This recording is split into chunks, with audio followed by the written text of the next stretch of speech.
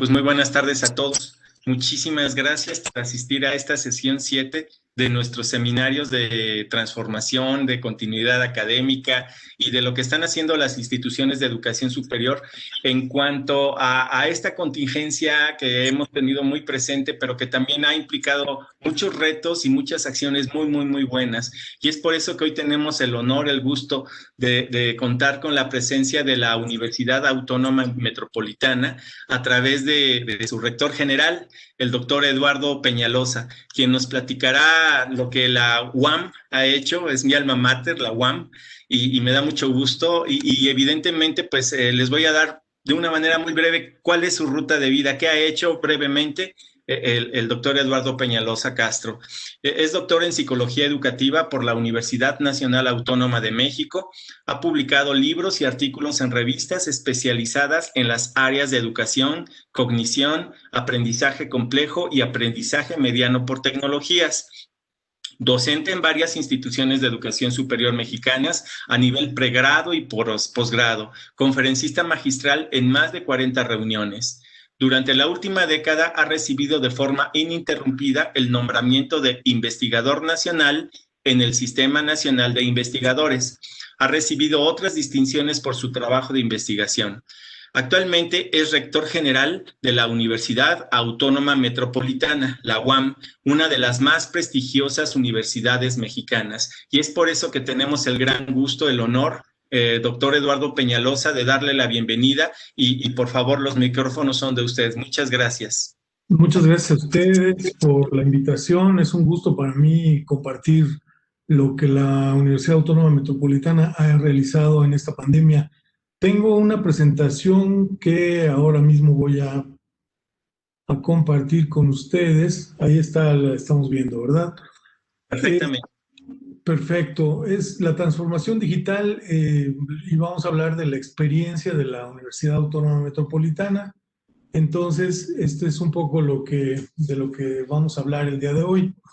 En cuanto a los elementos, voy a hablar un poco de la innovación. Es muy importante en este momento hablar de la innovación porque todas las instituciones de educación superior tenemos que innovar, tenemos que renovarnos. Y bueno, hay 4 elementos que yo tomo en cuenta para la innovación educativa, que son las disciplinas. O sea, por un lado la parte curricular, las licenciaturas nuevas, que nosotros tengamos la posibilidad de ofrecer licenciaturas nuevas en función de estos cambios que están dándose en el mundo y que implican necesidades laborales o sociales. Por otro lado, en cuanto a los métodos, es un conjunto de decisiones que se toman y que se estructuran alrededor del aprendizaje del alumno. Entonces, este es otro de los elementos muy importantes en la innovación. Luego, la otra es que tenemos que tener un modelo organizativo, esto es, un modelo que dé cuenta de las condiciones bajo las cuales operamos en la universidad, tanto a nivel académico como a nivel administrativo. Esto lo vamos a explicar un poco más a detalle. Y la mediación. Aquí por mediación me refiero en este caso concreto, pues a las tecnologías. Eso es lo que la mediación tecnológica es lo que estamos observando en todos los ambientes, en todos los entornos educativos del nivel superior y también de otros niveles, ¿no? Entonces voy a ir un poco explicando cada una de estas 4 que están acá. Las disciplinas, bueno, históricamente las universidades, yo creo que es importante mencionar que la primera universidad fue la Universidad de Bolonia en Italia en 1088, hace 932 años. Entonces aquí al principio se enseñaban temas de la religión, la filosofía, la aritmética, la lógica, la retórica, la gramática. Después algunos temas más relacionados con la vida práctica, como el derecho, la medicina, y con la llegada de la revolución industrial y todo, y la revolución científica, pues bueno, empezamos con la ingeniería y después con algunas otras ciencias. Esto es, lo que quiero comentar es que que en las universidades vamos cambiando en cuanto a la oferta que nosotros tenemos. Hay algunas licenciaturas que son más tradicionales y por lo tanto permanecen más, como esta del derecho, la medicina, son muy tradicionales y todo el tiempo tendrían una gran demanda, ¿no? En la UAM tenemos lo mejor de los dos mundos, ¿no? Las tradicionales, porque tenemos derecho y también tenemos medicina y también tenemos otras que son muy tradicionales y también tenemos novedosas. Y tal ha sido el caso de 26 planes de estudio innovadores de la UAM, de un total de 82 licenciaturas. Tenemos 82 licenciaturas y 112 posgrados. En cuanto a las licenciaturas, tenemos estos 26 planes de estudio que son innovadores. La UAM ha generado también planes de estudio interdisciplinarios, esto es parte de lo innovador que tenemos como hidrobiólogo, ¿no? Entonces es gente que sabe de ingeniería hídrica, pero que también sabe de biología, estudios socioterritoriales, que es lo social situado geográficamente, ingeniería ambiental, que tenemos en Azcapotzalco desde hace muchos años, biología molecular, entre otras, ¿no? Entonces, esto es importante porque el 65% de los alumnos que ingresaron a primaria en el 2016 van a trabajar en empleos que no existen actualmente y muchos de los empleos van a desaparecer, algunos de ellos van a desaparecer en los próximos 15 años y se van a demandar algunos más especializados como la biotecnología, la mecatrónica, la realidad virtual, la ingeniería genética. Esto lo dice el doctor Tuirán, que en paz descanse, ¿no?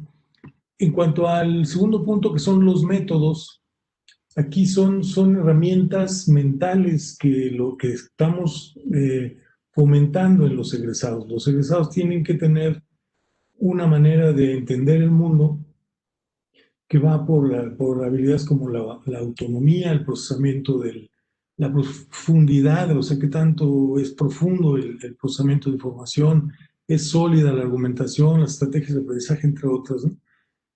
Hay algunos métodos que pongo yo aquí, entre los métodos, algunos importantes son, y bueno, vienen aquí algunos como etapas dentro de una metodología de la enseñanza, que es partir de las situaciones auténticas, que se ha demostrado que tiene enseñar a partir de problemas, proyectos, dilemas, preguntas, retos, etcétera, es la manera más importante. O sea, que cuando hay una relación con la vida real, cuando hay una relación con problemas que los propios estudiantes tienen o perciben en el mundo, esto es mejor. Estoy poniendo el cronómetro. Ya. Y así sucesivamente, ¿no? Hay una serie de cuestiones que ayudan a los estudiantes a activar el conocimiento, demostrar el conocimiento.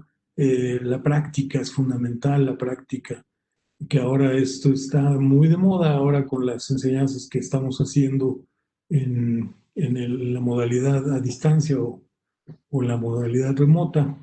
La reflexión es muy importante que tengamos reflexión, que integremos las ideas más importantes resultantes de esta experiencia y y que los alumnos, bueno, que todo el tiempo estén planteándose metas, que todo el tiempo estemos con los alumnos trabajando en términos de algunos métodos que los hacen pensar mejor. Entonces, este es un modelito que podría eventualmente utilizarse para la enseñanza a partir de una actividad auténtica, contextual, como un caso, un problema, un proyecto, un reto, una pregunta, un dilema. Después ir a la inducción o a la activación del conocimiento previo, la construcción de un modelo de conocimiento. Esto es fundamental. Esta parte está dotada digamos, nosotros casi siempre es ahí donde queremos incidir, pero tenemos que pensar en cuál es el contexto y en cuál es lo que sabe el alumno, ¿no? Un psicólogo estadounidense de los 60 decía que lo que más importa en el aprendizaje es lo que el alumno ya sabe.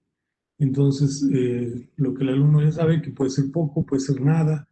Pues si no es nada, entonces, bueno, procedemos a dotarlo de algunos elementos. Si es algo, Entonces, pues establecemos una continuidad entre lo que ya sabe y lo nuevo que va a aprender.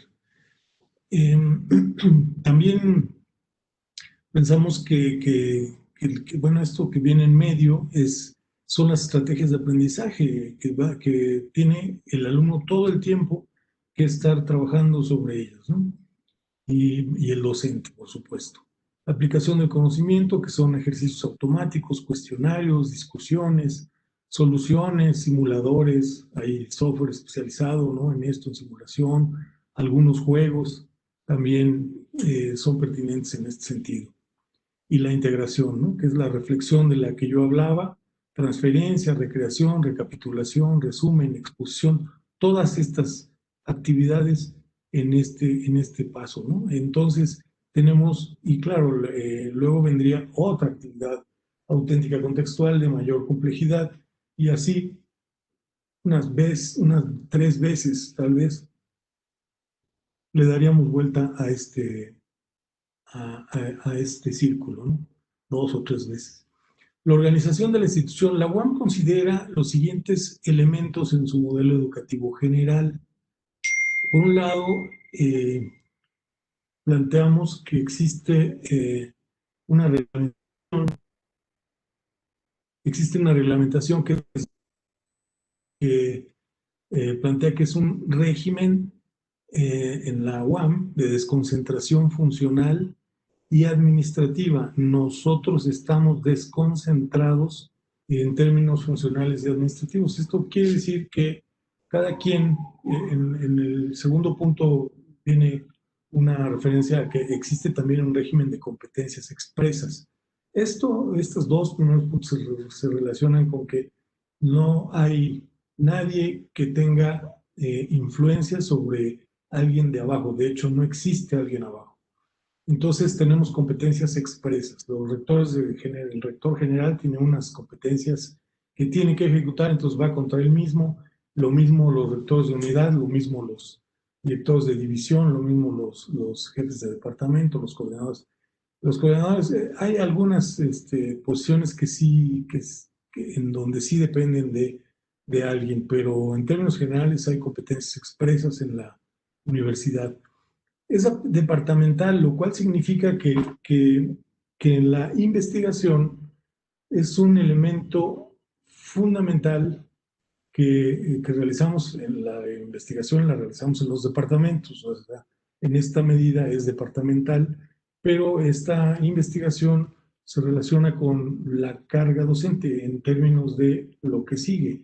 Nosotros, para poder hablar de una carga docente, para poder hablar de la enseñanza, somos investigadores. Casi todos o todos somos en mayor o menor medida investigadores en la universidad. Entonces, este es un modelo que se relaciona con el modelo alemán de la universidad.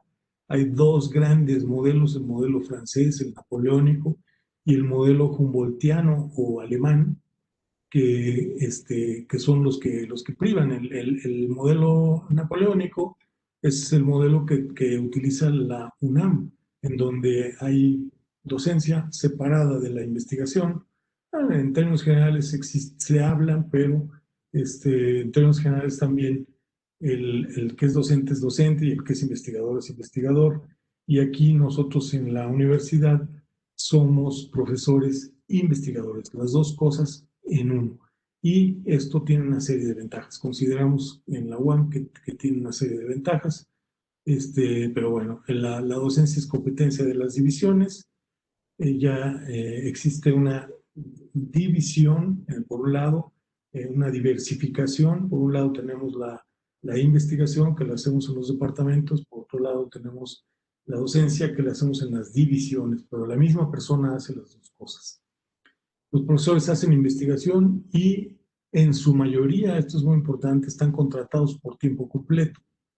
La mayoría, cerca del 90%, somos profesores investigadores de tiempo completo, por lo cual lo hace un modelo complicado en términos de costo, pero es un modelo interesante en términos de resultados.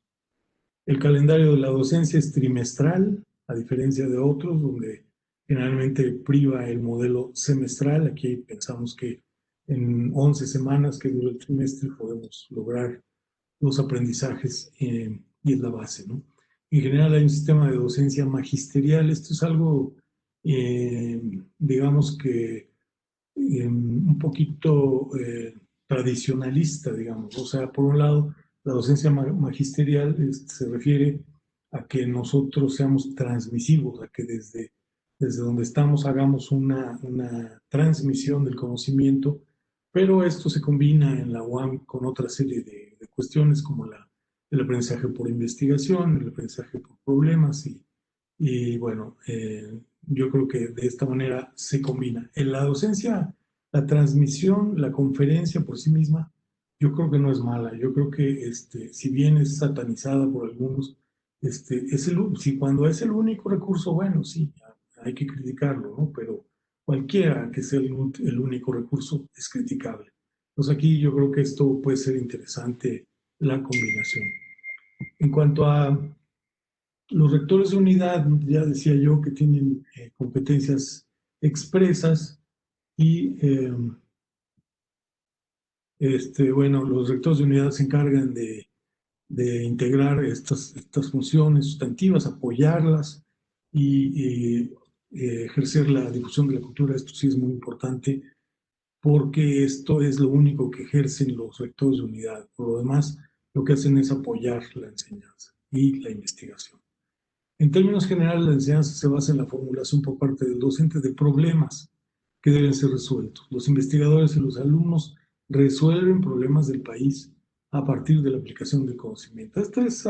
Son algunas ideas en relación con la organización del conocimiento que acá veíamos como una parte muy importante. Lo que más analizamos en estos momentos de pandemia es el tema de la tecnología, el uso de tecnologías. Y entonces aquí se refiere a la mediación del aprendizaje, la mediación, o sea, cómo las tecnologías se convierten en el mediador por excelencia del aprendizaje. Hay un libro de los 45 años de la UAM, que ahorita tiene 46 años de existir. En este libro de los 45 años, González Cuevas y López Zárate, Romualdo López Zárate, dicen que la UAM se crea con la facultad para ofrecer educación escolar y extraescolar. Esto viene en la ley orgánica de nosotros en la UAM, pero por diversas, eso lo dicen ellos, por diversas circunstancias, la mayor parte de ellas internas a la institución, no se desarrolla la modalidad a distancia. Existen planteamientos al respecto a lo largo de la historia, pero ninguno con frutos. Esto es, en la UAM somos fundamentalmente presenciales. Fundamentalmente digo porque hay a lo mejor 3 programas que son a distancia o mixtos, 4 programas que son a distancia o mixtos. Pero somos fundamentalmente presenciales. Y esto, digamos que es parte de lo que en algún momento, con la formulación de del modelo de la UAM, se decía que íbamos a ser escolares y extraescolares. Pero bueno, esto no se ha cumplido. Entonces, bueno, las tecnologías permiten mejorar, en algunos casos, los procesos de aprendizaje con base en algunas de las siguientes funciones, como herramientas pedagógicas. No es la intención de esta plática endiosar a las tecnologías, pero sí darles sentido, ¿no? Como herramientas pedagógicas, que son ambientes de trabajo, herramientas de gestión e interacción, de instrucción, etcétera, y como dispositivos también para la cognición. Ayudan a pensar estos recursos, ¿no? Bien, ahora vamos a empezar un poco ya que planteamos qué es lo que necesitamos para innovar, cuáles han sido las implicaciones de la pandemia para la enseñanza. Bueno, en primer lugar, se requirió en la UAM instrumentar a toda la comunidad o sea, de un momento a otro tuvimos que ir desde cero casi. Bueno, teníamos alguna serie de acciones alrededor del uso de la innovación en la enseñanza, pero tuvimos que ahora atender a todos. Y nosotros ya llevamos casi 2 trimestres eh, utilizando esta enseñanza remota, ¿no? De hecho, tenemos un proyecto que es el programa emergente de enseñanza remota, PER, y bueno, es la manera como estamos enseñando, y hay una serie de funciones que voy a explicar un poco adelante. Se privilegió la instrumentación de medios digitales para la enseñanza, o sea, esto fue algo fundamental y, bueno, de un momento a otro tuvimos que hacerlo. Los medios digitales en la educación. En el país se tienen 4.060.000 alumnos en el nivel presencial. Se tienen 506.000 alumnos en el nivel mixto y en el nivel no escolarizado 365.000 alumnos. Entre los niveles mixto y no escolarizado tenemos cerca de 871.000 alumnos, lo cual representa un poco más del 17%, independientemente de que de estos alumnos muchos causan abandono escolar. Bueno, algunos de ellos permanecen todo el tiempo, algunos se tardan un poco más, pero la lógica es que con estos niveles tenemos un 17% de los alumnos. De este tipo de modalidades, las licenciaturas representan 79% de los alumnos y el resto están entre técnico superior y posgrados. Las licenciaturas que mayor demanda tienen en la modalidad virtual, esto es muy importante, son Derecho, Administración de Empresas, Contabilidad, Ingeniería Industrial, Psicología, Mercadotecnia. Estas son algunas de las licenciaturas que tienen mayor demanda. Entonces, pues son estas las que, digamos, en donde hay, según un dato de un libro de Lanúyes, que yo estoy muy seguro de que así es, son estas las licenciaturas que tienen mayor demanda en esta modalidad. Más del 60% de la oferta la tienen instituciones privadas. Esto es algo que es al revés de lo que pasa en la educación pública en general, en la educación en general superior. Son alrededor de 60 y tantos por ciento públicas y el resto privadas. Aquí es al revés. Hay una gran disponibilidad de la educación a través de instituciones privadas. Y la modalidad mixta, esto es algo que yo creo firmemente en esto, es que la modalidad mixta representa la mejor opción para realizar estudios superiores, dado que incluye lo mejor de los dos mundos, el presencial y en línea. Esto es algo que me parece muy importante mostrarlo. Nosotros en la universidad tenemos que asumir, adoptar una forma de entregar, de impartir la educación. Tenemos que estos 4 cuadrantes que están divididos por estas flechas, está por un lado, digamos, el continuo entre lo facilitado por un docente y lo facilitado por materiales, recursos. Por otro lado, tenemos la distinción entre lo sincrónico y lo asincrónico.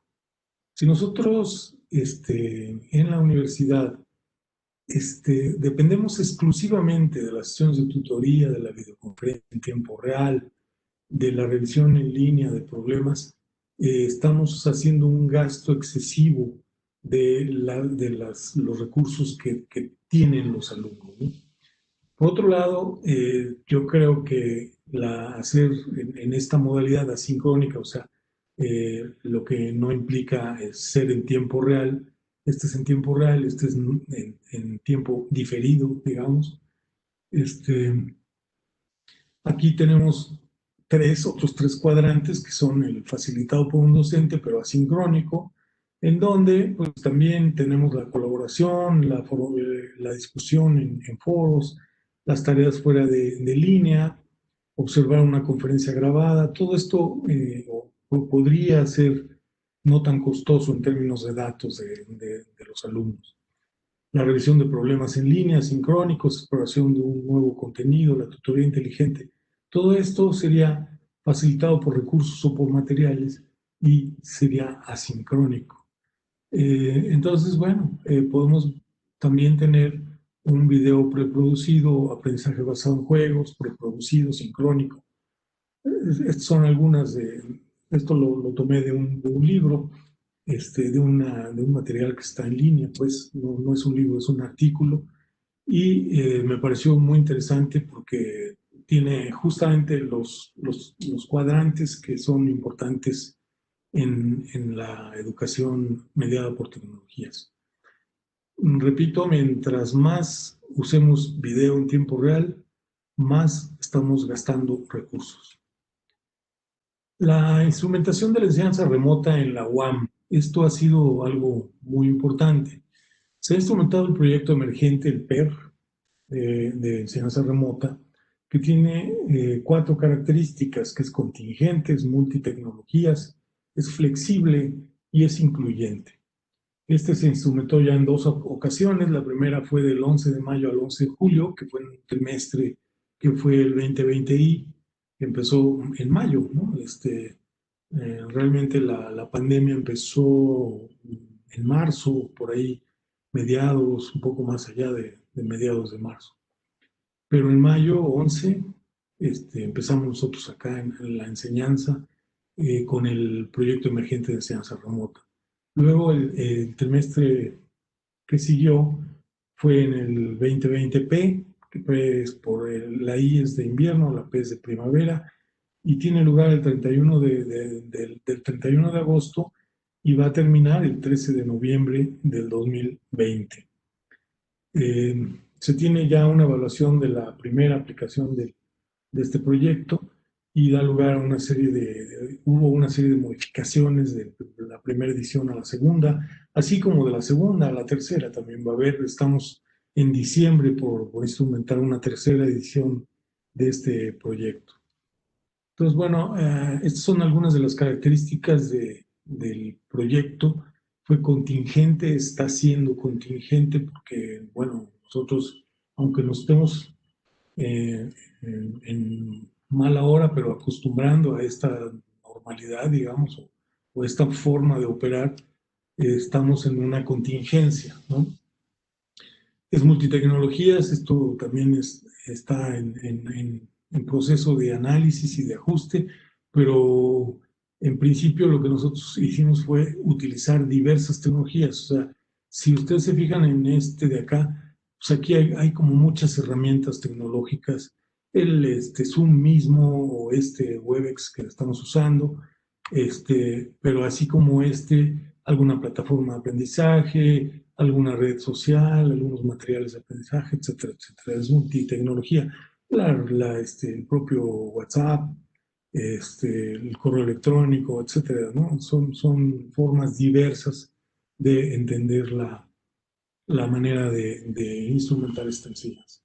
Flexible, hay una libertad en la co-construcción de espacios de enseñanza, en la evaluación y en el seguimiento de la enseñanza. Esto es libre, además el alumno si quiere toma, si no quiere no toma el trimestre de esta manera, y no tiene afectación, tampoco cuentan los trimestres que están pasando, tampoco le cuentan, porque en la UAM hay un número de años que los alumnos pueden seguir.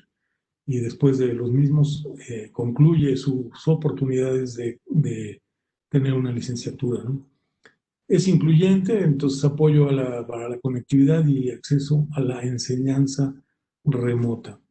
Entonces, bueno, aquí yo creo que se describieron ya los últimos, 4 características del PER. Se tomó en cuenta que no toda esta última que habla de ser incluyente, se tomó en cuenta que no todos los alumnos tienen acceso a computadoras e internet. Esto fue algo muy importante. Se realizó una encuesta, casi censo, con el fin de identificar a los que no tenían estas tecnologías. Se entregaron equipos y acceso a Internet a los identificados. Esto viene un poco más a detalle acá. Dice que la matrícula de licenciatura fue de 42.570 a 43.439 en el trimestre 2020 y hubo 2% más que en el trimestre 2019 y, o sea, un año atrás. El porcentaje de aprobados es de 81% con respecto a los inscritos. Esto es 2% más, que no es mucho, pero por lo menos es igual que lo que pasaba en el caso de la enseñanza presencial. Las becas en especie, esto es lo que estaba yo mencionando. Las becas en especie son eh, estas tabletas que entregamos de manera gratuita a los estudiantes, que fueron 13% de estos 43.000, cerca de 43.000 alumnos, requerían apoyo. Entonces, se entregaron 4.633 tabletas con igual número de SIMs. Y después hicimos otro esfuerzo con la fundación de entregar un número adicional de SIMs. Los SIMs permiten el acceso hasta por 3 gigas a Internet, ¿no? Este apoyo ascendió a 12.645.000 pesos. Y bueno, cada trimestre estamos invirtiendo un poco, no tanto como lo que viene ahí, sino un poco de dinero en apoyar a los alumnos. En términos de la aprobación en evaluaciones globales, esto ya lo dijimos, los alumnos de licenciatura tuvieron una aprobación de 2% más que el trimestre un año antes, ¿no? Hay algunos, digamos, que podemos resumir la evaluación del PER en estos 5 puntos. En primer lugar, se valoró bien la experiencia. Esto es, en términos generales, esto no quiere decir que todo el mundo haya visto bien este proyecto, sino que hubo algunos que sí lo hicieron. La mayoría de la gente percibió que estábamos dando una respuesta favorable a la continuidad formativa, a la continuidad en la formación de alumnos, que es una de las 3 funciones sustantivas de la universidad y es muy importante. También se trabajó se reconoció el esfuerzo que hizo la institución para identificar y después dotar de equipo y acceso a Internet, y que esto va a continuar, o sea, esto continuó en el trimestre pasado y va a continuar en el trimestre actual. Asesoría en la modalidad remota, o sea, se reporta una necesidad de mejorar formación docente y formación de alumnos. Se reporta una necesidad de mejorar estas condiciones de formación en la modalidad. Diseño educativo, se pensó que es necesario mejorar las condiciones del diseño, de la experiencia de los alumnos de los docentes, y el análisis docente desde las divisiones. Como ya dije, la UAM centra su docencia en las divisiones. Este es un gráfico que demuestra cuáles fueron las 5 conclusiones, digamos, de la evaluación, y que dieron lugar a la segunda generación, en donde mejoramos el diseño educativo, donde continuamos con esta modalidad, pero la idea era ofrecer cierta presencialidad si era posible, cosa que no ha sido posible, ¿no? O sea, realmente no, hasta ahora no tenemos presencialidad en la enseñanza.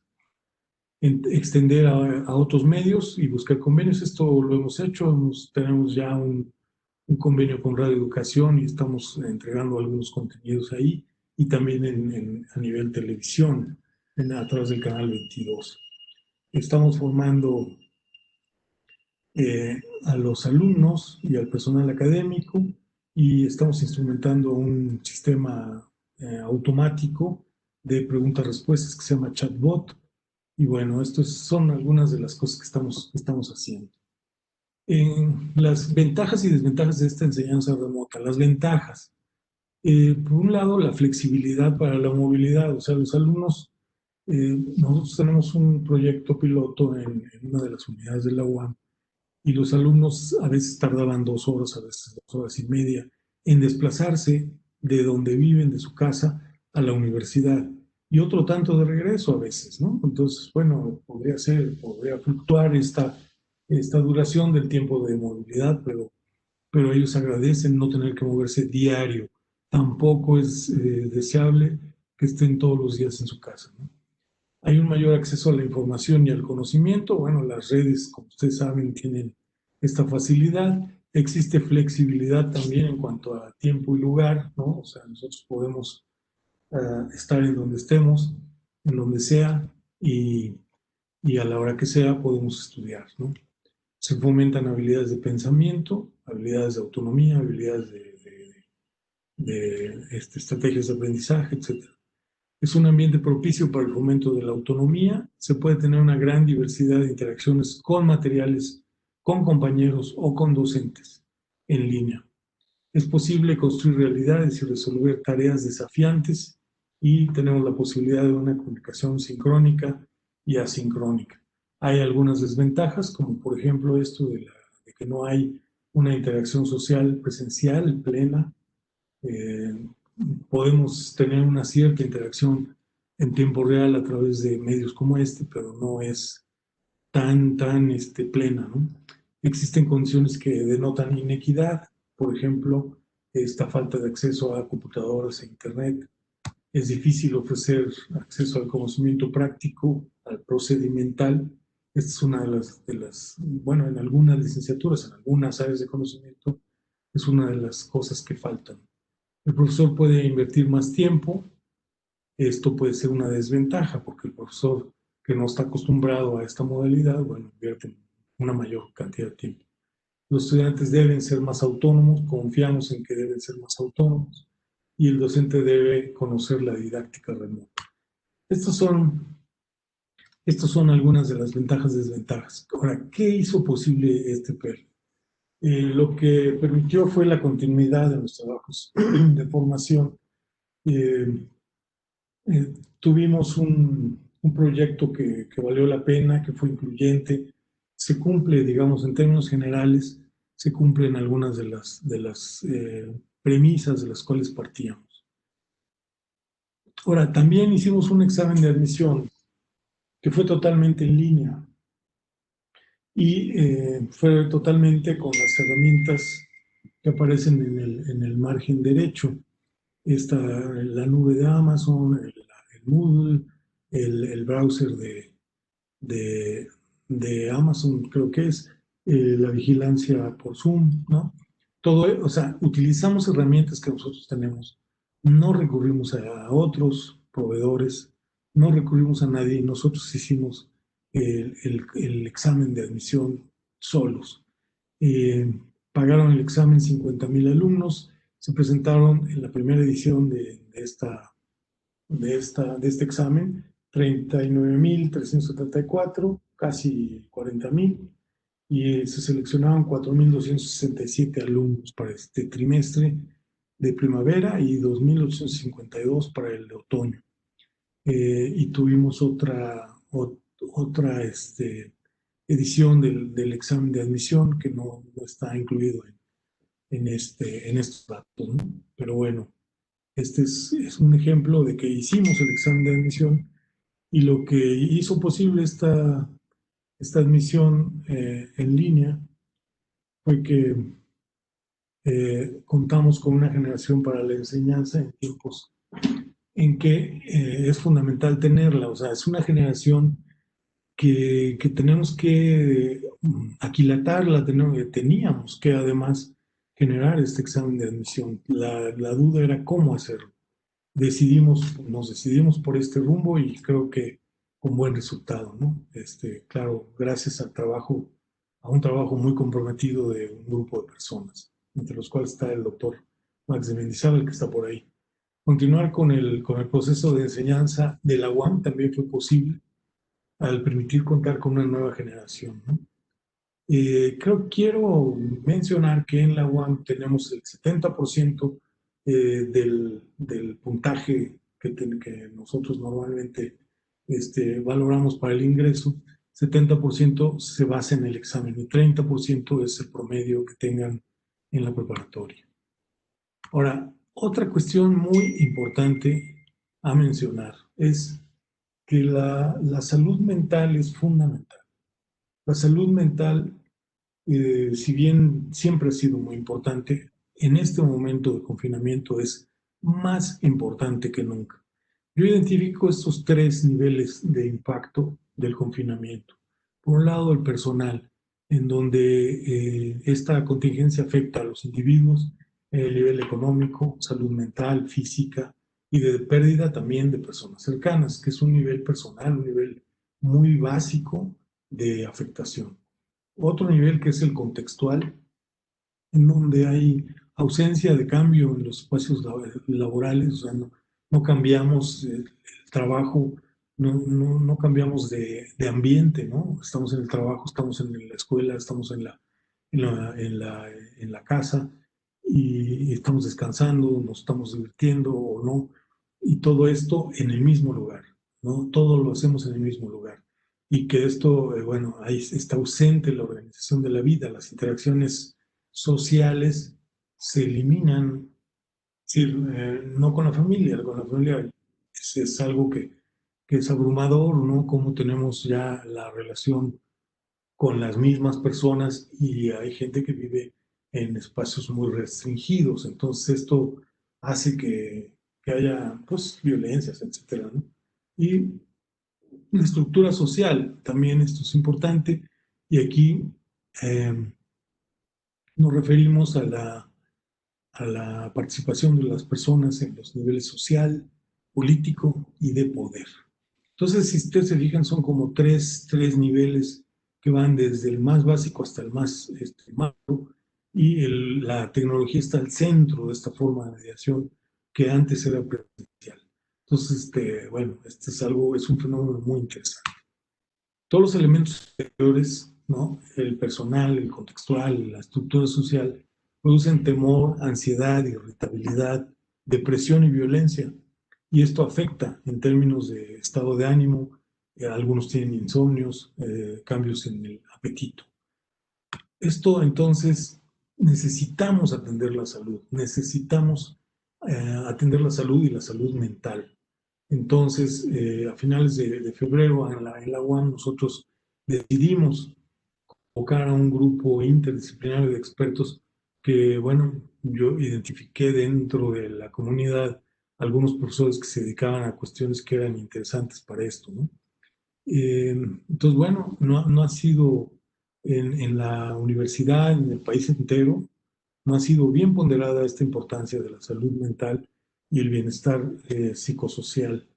En la UAM necesitamos reconocer que debemos contar con estos protocolos y que es parte, yo creo, de la enseñanza, de la formación de los alumnos, ¿no? Tener estos protocolos. Entonces, bueno, una de las cosas que es importante mencionar es que las 5 unidades, perdón, es que aquí hay un perro que está ladrando. Las 5 unidades, Azcapotzalco, Coajimalpa, Iztapalapa, Lerma y Xochimilco, en todas hemos instrumentado acciones de atención a la salud mental. Entonces, como conclusiones, bueno, hay nuevos roles, nuevas maneras de trabajo. Los alumnos deberán ahora tener una mayor autonomía, estrategias de aprendizaje, pensamiento crítico, una epistemología, esto es el entendimiento de cómo obtener el conocimiento, y por epistemología reflexiva, aquí me refiero a que los alumnos piensen más que tengan creencias, ¿no? Más, digamos, reflexivas que ingenuas, ¿no? Una epistemología ingenua es una epistemología en la cual un alumno piensa que, por ejemplo, el conocimiento es fijo, ¿no? No es fijo, el conocimiento no es fijo, el conocimiento cambia, el conocimiento varía, el conocimiento se va adaptando a las necesidades de la, digo, se va adaptando a las necesidades de la ciencia va generando nuevas formas de entender el conocimiento. En fin, un procesamiento profundo, una mayor responsabilidad en su proceso de estudio. Esto los alumnos deben tenerlo ya. Todo esto lo llamamos agencia. Agencia es una palabra clave como para decir, bueno, el alumno es agente de todo esto. Tenemos entonces las habilidades dialógicas como algo muy importante, colaborativas, argumentales, de proactividad, y los conocimientos sólidos en el dominio de la licenciatura. Todo esto es necesario tenerlo, los alumnos deben tenerlo. Los docentes deben instrumentar estos diseños instruccionales en línea. Bueno, tienen que tener un conocimiento, los docentes, de cuáles son las mejores formas de enseñar. Conocer la carga de tareas que es preciso indicar a los alumnos es algo también que los docentes tienen que hacer, porque a veces los docentes se quejaron mucho en el PER, en la evaluación que hicimos ya del proyecto emergente de enseñanza remota, que se quejaban los alumnos de que decían que los docentes solamente dejaban una gran cantidad de tareas y que con esto consideraban digo, o sea, es una especie de disonancia cognitiva, ¿no? Algunos de los docentes no tenían necesariamente todas las habilidades que debieran tener o conocimientos de la tecnología, y a cambio dejaban una gran cantidad de tareas. Las tareas, yo creo que sí hay que dejar tareas, pero unas cuantas tareas, o sea, aquellas que permitan al alumno avanzar en el sentido de tener mayores estrategias, comprender mejor, etcétera, ¿no? La formación en general para las modalidades alternativas, conocer las herramientas, aprender a asesorar, a acompañar, todo esto lo tiene que aprender a hacer, tiene que haber formación docente y formación del alumno, pero en este caso estamos hablando de los docentes. La habilidad para realizar el trabajo práctico en función del dominio del conocimiento, esto es algo también muy importante en los docentes. Las CIES deben realizar un diseño educativo, un diseño instruccional, un diseño de la enseñanza que incluya la formación de los miembros de la comunidad, acompañamiento, soporte, etc. Deben trabajar en protocolos de retorno a las CIES, a la universidad. Esto es, si algún día, ojalá que pronto, más temprano que tarde, regresemos a la universidad, tenemos que tener los protocolos listos de cómo vamos a regresar. Y bueno, las políticas de incremento en la cobertura, esto es algo muy importante. Estamos en 39.7% de cobertura educativa.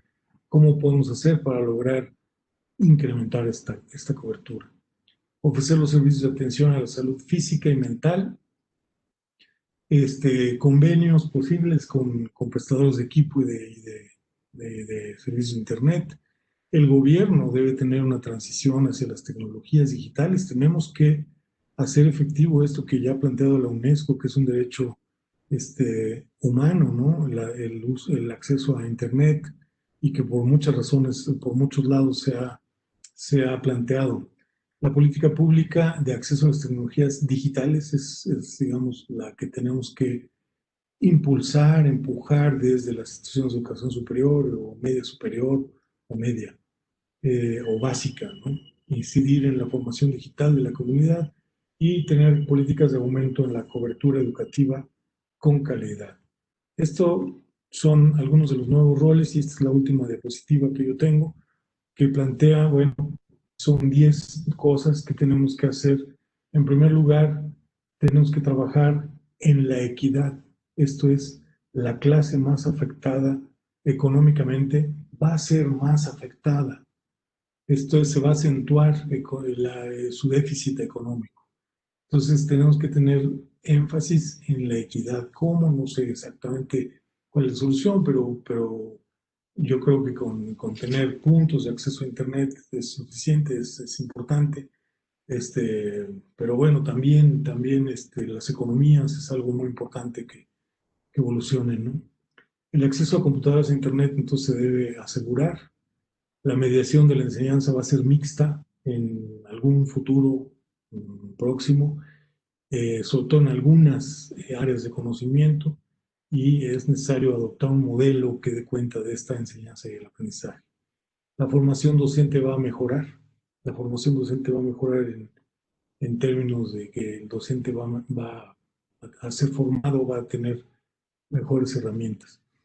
Los alumnos y también los profesores van a tener más habilidades de uso de las tecnologías.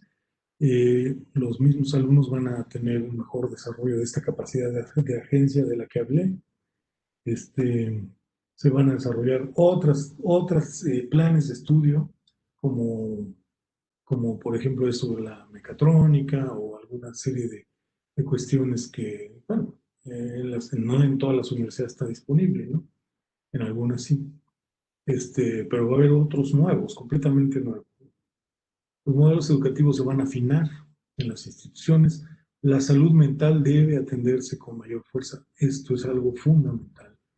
La investigación y la difusión de la cultura, porque no solo es la enseñanza, sino también las otras dos funciones sustantivas, ¿no? Que son investigación y difusión de la cultura, también deben cambiar y orientarse a explicar las condiciones de la nueva vida. Estos son los puntos que yo quería compartir con ustedes y en este momento estoy tratando de tener, ya está.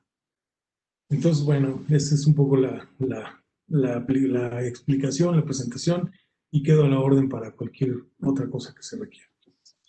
Muchísimas gracias, doctor. Definitivamente es una universidad que conserva la parte tradicional, pero también que es innovadora y que es abierta, que es flexible, y todo eso lo vemos reflejado en sus acciones. Lo vemos en el PER como tal, y de una u otra manera, pues generando esta gestión de cambio. Y además que sabemos que su gestión está llena de cambios, de situaciones cambiantes que ha tenido que estar sorteando y dando respuesta, y respuesta inmediata y muy buena. Entonces consideramos que es un trabajo excepcional. Digo, yo como egresado de la UAM, me consta, y que alguna vez estuve muchos años laborando en la misma, que pues nunca se habían presentado tales cambios, y mucho menos en una sola gestión, y que además pues todo esto ha tenido esa capacidad de respuesta, una gran capacidad de respuesta que pues digo, para mí es evidente, me queda más que claro, porque conozco la UAM, pero pues si en algunas otras universidades se diera esto, pues evidentemente ahorita lo que suena pues, es la contingencia de la COVID-19, sin duda, pero detrás de esto hay otras contingencias que también se han dado en cuanto al seguimiento, una atención y con resultados positivos y con mucho aprendizaje y seguramente también con muchas áreas de oportunidad, siempre va a haberlas, pero pues definitivamente nos deja mucho. Mire, vamos a ver si tenemos preguntas. Veo que hay comentarios de los asistentes. Ahorita hay 98 asistentes. Y Froilán, si tenemos alguna pregunta para el doctor. Sí, tenemos ya las preguntas. Si les parece, pues comparto de una de nuestros asistentes, de Imelda Gutiérrez. Ella nos pregunta, ¿cuáles considera que serían de las competencias profesionales desarrolladas en esta virtualidad para la industria 4.0, tanto en alumnos como en docentes? Claro. ¿Puedo ir atendiendo cada una, entonces, en el orden en que se presentan?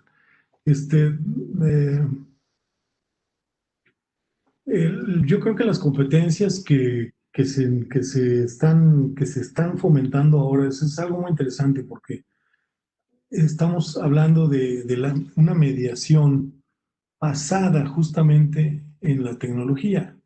La tecnología es como el elemento que hace posible el contacto con los demás, con los programas de estudio, con el currículum, con los compañeros, con los materiales. Es a través de esta mediación. Entonces, en la medida en que nosotros nos hagamos más expertos en esta mediación y en esta tecnología, vamos a tener más posibilidades de incidir en la industria 4.0. Ahora, por un lado tenemos entonces mayor posibilidad y más acceso a las tecnologías, pero por otro lado es indispensable que tengamos sistemas de simulación que permitan sistemas de simulación, sistemas de laboratorios virtuales y algunos, por eso es que yo digo que es mucho mejor un sistema mixto, porque hay algunos casos en los cuales no se puede tener la práctica que se quisiera, ¿no? En términos virtuales. O sí, pero a lo mejor es más caro, ¿no? Es más caro, es más complicado. Yo creo que todo lo que hacemos presencialmente lo podemos hacer virtualmente, o casi todo, ¿no? Pero necesitaríamos tener más acceso a los simuladores, tener más cultura de los simuladores, tener simuladores, identificar cuáles son y trabajar con ellos, y trabajar con los alumnos en ellos. Esto yo creo que es algo fundamental y que, bueno, también en cuanto se pueda, tener el acceso a las tecnologías de manera directa, ¿no? Yo creo que por ahí puede ir la respuesta. Muchas gracias, doctor. Y considerando, no sabemos cuántas preguntas hay, Froilán, pero consideremos sus tiempos, y usted nos dice hasta cuándo, con toda la confianza, por favor. Sí, yo creo que podemos, son las 6:12, yo me tardé un poquito en entrar. Yo creo que podemos tener hasta como las 6:20, si les parece. Fantástico. Muchas gracias. Froilán, ¿alguna otra pregunta? Muy bien, voy a tratar de integrar dos preguntas que van más o menos en el mismo aspecto. Nos pregunta Imelda Gutiérrez, ¿cómo identifican las necesidades de los estudiantes con riesgo de salud mental? Y también Edgar Cuautle nos pregunta, ¿cómo le ha afectado a la UAM el aspecto físico, psicosocial? Ok, que son efectivamente dos preguntas que tienen relación entre sí. Yo creo que en este momento, como estamos actuando, o sea, hemos tenido la semana que acaba de terminar, tuvimos la Semana de la Salud Mental, donde hicimos muchas conferencias y donde yo participé en tres sesiones de estas, de las no sé cuántas hubo, pero hubo como 20 o más. Y ahí lo que decíamos es que las unidades nosotros trabajamos en la Rectoría General, pero trabajamos en las unidades por esta desconcentración funcional y administrativa y por estas competencias expresas que ya mencionaba. Y ahí en cada una de las 5 unidades que conforman la UAM y donde están los alumnos, se han presentado casos. Entonces, la identificación se basa en que ellos solicitan. Hasta ahora, esa es la manera como tenemos. Tenemos que tener una forma de diagnóstico. Pero en este momento, como trabajamos, identificamos los casos conforme ellos se acercan a nosotros. Y a través del diálogo, nosotros nos enteramos de esta identificación del riesgo mental. A veces el alumno llega a decir cosas muy graves, como por ejemplo ideas suicidas, ¿no? Todo esto no lo podemos identificar, nos gustaría mucho identificarlo, pero no lo podemos identificar si no lo dicen ellos, ¿no? Entonces, hasta ahorita hemos sido reactivos en este sentido y hemos ido atendiendo lo psicosocial a través del diálogo, a través de la prevención. Tenemos también actividades de prevención, tenemos actividades que van en el sentido por ejemplo, la educación integral, ¿no?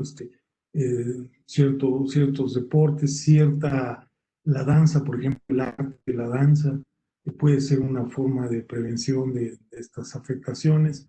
La música misma también es otra de las formas. Entonces, estamos hablando como de una gran cantidad y variedad de posibilidades que estamos instrumentando y que estamos aprendiendo. En cada edición del PER, nosotros la cambiamos un poco. Por ejemplo, de la primera a la segunda edición, aquí yo les presenté cuáles eran los elementos de análisis o de diagnóstico que se hicieron de una a otra y cuáles fueron los cambios, ¿no? Ahora estamos trabajando en los cambios para la tercera edición. Entonces, esta es la manera como estamos trabajando ahora. Estamos siendo reactivos y estamos respondiendo a las solicitudes de los propios alumnos. Excelente. Muchas gracias, doctor. Me gustaría darle la palabra a la doctora Marina Vicario. quien es Claro. la coordinadora del grupo de tecnología educativa de Anuyes TICTE, y también es coordinadora de Red Late por parte de la comunidad CUDI, y Y que además, finalmente es quien coordina estos seminarios y nos la trae comunidad, movidos. hemos estado juntos trabajando desde hace algún tiempo, hace varios años, ¿es verdad, Marina? Sí, sí, yo admiro mucho al doctor Peñalosa porque siempre ha sido un inspirador de todos los que seguimos el tema de manera entusiasta de las tecnologías aplicadas a la educación. Y cuando pues se hizo cargo ya de la Rectoría General de la UAM, pues brincamos de alegría y vimos, nosotros aquí tenemos en Anuyes TICTE como algunos casos ejemplares que nos inspiran, ¿no es cierto, José Luis Froilan? Y la UAM siempre nos ha inspirado, ¿no? El equipo que tienen ustedes ahí nos da lecciones importantísimas que no vemos de repente en otros espacios, ¿no? Esto que nos compartían del examen de ingreso, qué bárbaros, o sea, nos dejan con la boca abierta porque además este ímpetu de arriesgarlo todo, yo por ahí publiqué en mi Facebook que este era un momento clave para las instituciones de educación superior porque íbamos a tomar el pulso de quién se arriesgaba, ¿no? Quién iba más allá. Y definitivamente ustedes son de los que fueron más allá. Y entonces, cuando también fueron de los pocos, y no es que el único caso que escuchamos así plenamente de cómo se sentaron con su comunidad, el sindicato a negociar, en fin, de los primeros que equiparon a su comunidad, ¿no? Vaya, siempre van como varios pasos adelante, nos inspiran a los demás, y bueno, los desafíos son gigantes.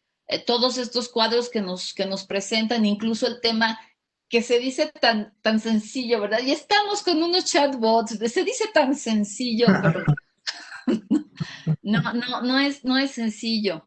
Es para nosotros un gran honor tener a un rector en esto, que para nosotros es la segunda edición de este espacio que habla sobre la gestión de la tecnología educativa, un espacio que desde el 12 de marzo abrimos esta ventanilla, cuando no había nadie estaba transmitiendo tanto webinar, estábamos nosotros levantando un espacio de comunidad para podernos ver unos a otros y podernos inspirar unos a otros o llorar juntos unos a otros, porque ha habido de todo.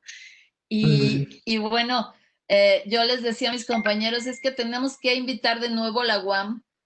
Y ojalá, sí, yo decía, ojalá su rector pueda estar, porque nos tocó escuchar en Anuyes la presentación que se hizo por parte de la UAM cuando se firmó este acuerdo con la Agenda Digital Educativa. Y nuevamente nos pareció increíble la fuerza de un rector presentando todos estos temas, entendiéndole desde dentro a la transformación digital universitaria en una comunidad nada sencilla. Digo, ninguna comunidad universitaria es sencilla, pero los que conocemos a la UAM sabemos que es de las que socialmente al interior de las prácticas institucionales es complicado. Algunos no quisiéramos estar en esos zapatos, pero sacan la casta, hacen, híjole, ¿cómo les puedo expresar? También, pues Max de Mendizábal para todos nosotros es todo un ícono, ¿no? Una vaca sagrada de estos procesos nacionales, y ambos nos inspiran mucho. Muchísimas gracias por aceptar, por compartirnos. Ustedes a lo mejor no se dan cuenta, pero nosotros que estamos aquí sí. Investigadores consultan estos espacios, estos videos. Hoy casi llegamos a 100 asistentes. Y bueno, verdaderamente esto para nosotros es una memoria importantísima de la labor que ha hecho México, de lo que las universidades estamos construyendo, y de lo que en particular algunas casas de estudio como la de ustedes, pues están dejando como ejemplo a todos los demás. Muchísimas gracias otra vez. No, muchísimas gracias a ustedes, y yo quedo a la orden, de verdad, para cuando me dijo Max de Mendizábal, fue quien me comentó que era posible hablar hoy aquí con ustedes, y cuando me lo dijo yo no lo dudé de inmediato, por supuesto, lo que ustedes necesiten. Creo que hay gente de la UAM que ya está o está por integrarse o se integró al grupo de ustedes. Y bueno, lo que necesiten, de verdad, estamos a la orden y muy contentos de participar. No, pues ahorita les compartimos, estamos en medio verdaderamente de un proyecto de la convocatoria CONACYT de COVID y pues queremos todas estas experiencias vertidas en lo que va a ser para nosotros toda una guía para elaborar planes de continuidad académica para crisis sanitaria, ¿no? Que con todos estos buenos ejemplos. Y entonces pues los estaremos molestando. No es ninguna molestia, encantadísimo de verdad. Y me da mucho gusto verte, Marina, de verdad. Igualmente, Eduardo, muchas gracias otra vez. Gracias a ustedes, gracias José Luis, gracias a todos. Al contrario, usted, doctor, cerramos la transmisión como siempre muy emocionados. Nos inspiran ustedes por el gran trabajo que logran. Tener a un rector fantástico, es mi alma mater, la UAM. Y entonces, pues cerrar con las palabras, ¿no? Del lema de la UAM, que es la Universidad Autónoma Metropolitana, casa abierta al tiempo, a nuestro tiempo, y queda constancia en este tiempo tan especial. Muchísimas gracias, excelente noche para todos. Muchas gracias, es un gusto, de verdad. Hasta luego, gracias Max. Hasta luego, buenas noches. Nos vemos, Gracias, Max.